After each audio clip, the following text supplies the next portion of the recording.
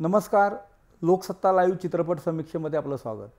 तिचा उंबरठा चित्रपटाच्या नावातच स्त्रीच्या स्वाभिमानाची कथा सूचित होते आणि खरंच चित्रपटामध्ये एका स्त्रीच्या अस्तित्वाची, स्वाभिमानाची, ठामपणे उभं राहण्याची, आपल्या विचाराच्या बांधिलकीशी कथा मांडण्यात आली आहे. जयंत पवाराच्या माझं घर या नाटकावर आधारित हा चित्रपट आहे. जयंत पवारने त्या चित्रपटाची पटकथा आणि संवाद लिहिलेले आहेत आणि प्रदीप घोणसीकर यांचं दिग्दर्शन आहे. चित्रपटामध्ये जी विवाहित स्त्री आहे ती पतीशी वाद झाल्यानंतर माहेरी न जाता सासरीच राहण्याचा विचार करते आणि तिला सासूचा पाठिंबा मिळतो. हे एक नाट्य आहे.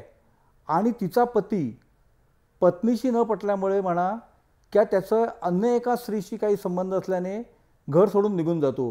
ह्यातून जे नाट्य निर्माण होतं, तणाव निर्माण होतात. अशा वेळेला ही विवाहित स्त्री आपल्या विचारांची ठाम राहते. याचं कथानक म्हणजे तिचा उंबरठा. चित्रपटाची सगळ्यात मोठी जमेची बाजू म्हणजे तेजस्विनी पंडितचा अप्रतिम अभिनय. तेजस्विनी पंडित व्यक्तिरेखा खूप लवकर पकडते. आपल्याला त्यातून काय मांडायचं आहे याची तिची जाण चांगलीच आहे. चिन्मय मांडलेकरनी तिच्या पतीची भूमिका केलेली आहे. तो ज्या स्त्रीच्या प्रेमात पडलेला आहे ती भूमिका हर्षा खांडेपारकर हिने केलेली आहे.